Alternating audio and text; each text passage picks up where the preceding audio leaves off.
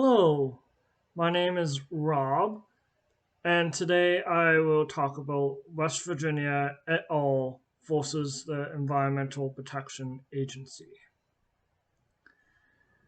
And this is about the, the United States, but Canada is listed as highly insufficient to meet the climate goal, um, and the US is insufficient according to the climate tracker. Largely, um,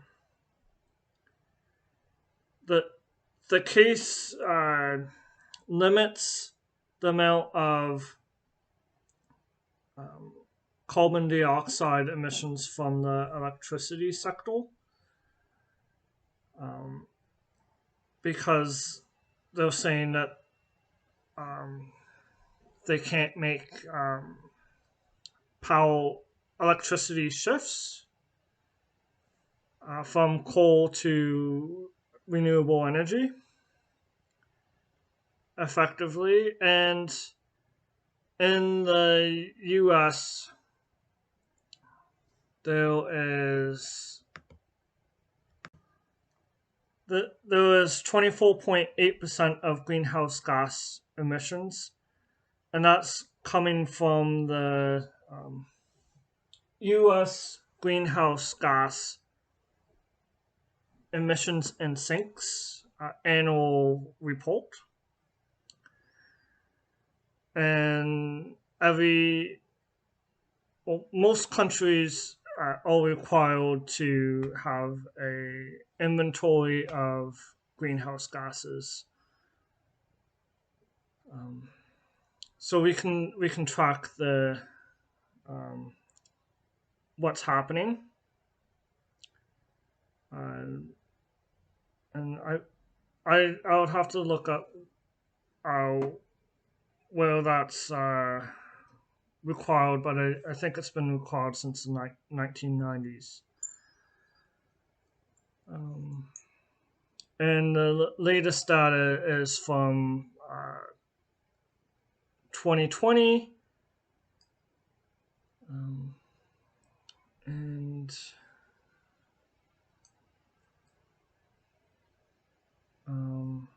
the quote is saying that carbon dioxide is not listed as a toxic pollutant, and the national ambient air quality, and is not, and carbon dioxide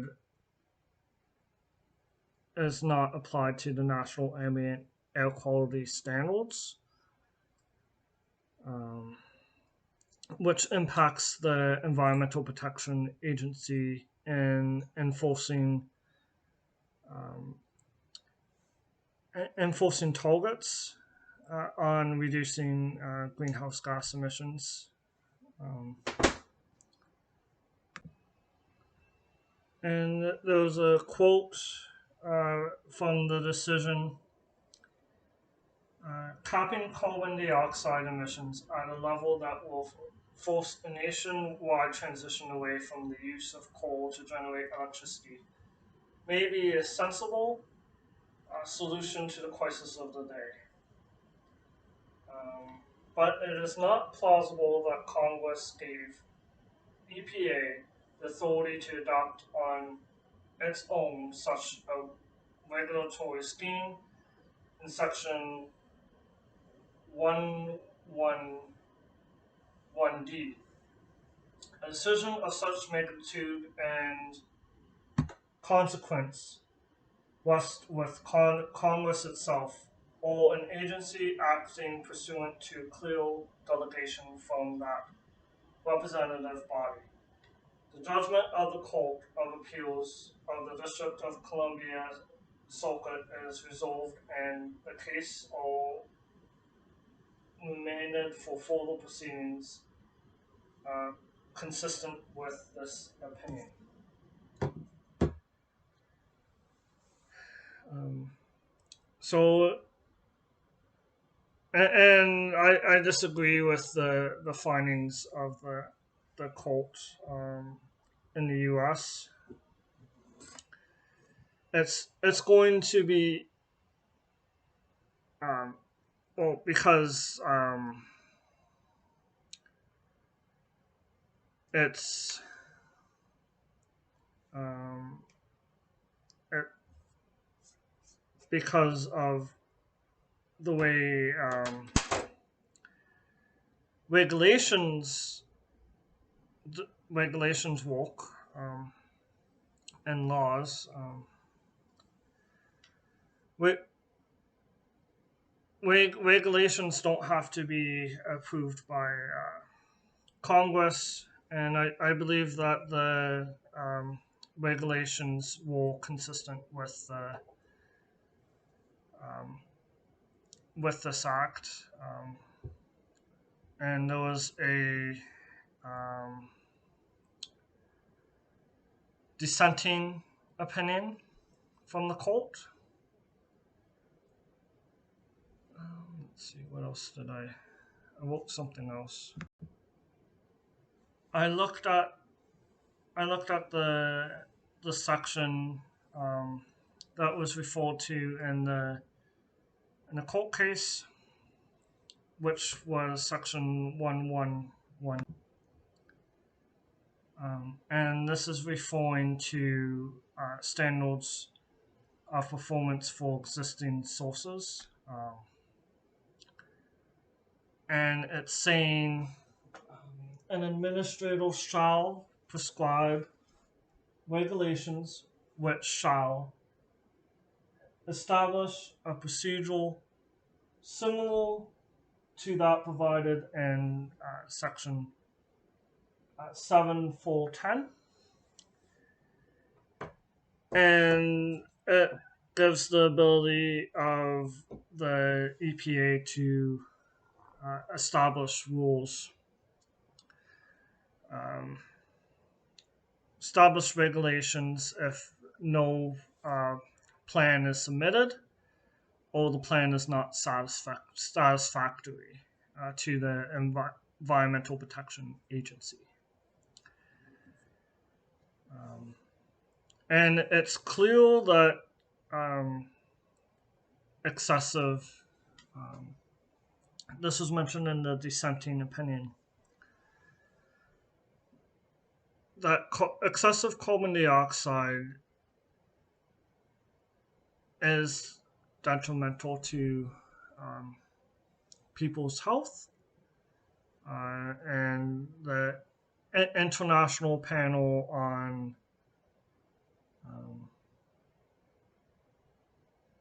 Climate Change recognizes that this reality, and maybe it does have to be. I'll have to read it more in depth, but it could be that there needs to be a specific mention of chemicals that are toxic,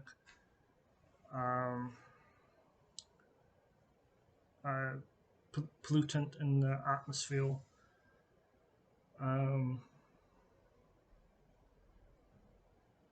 And yeah, I know that some people will say that we all breathe CO2, but the issue is the volume.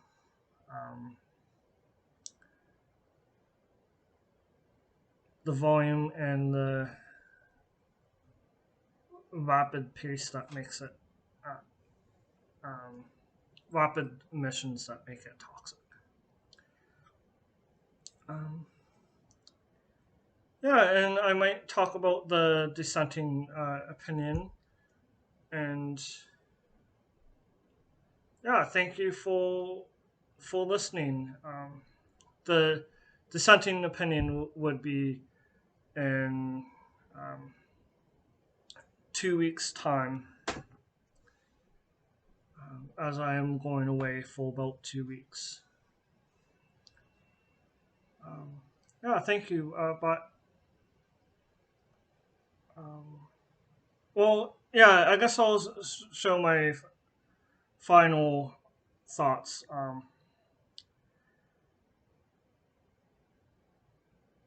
Yeah, this will make it harder for um, the U.S. to meet its climate obligations, as some states um, are going to ramp up um, coal use specifically,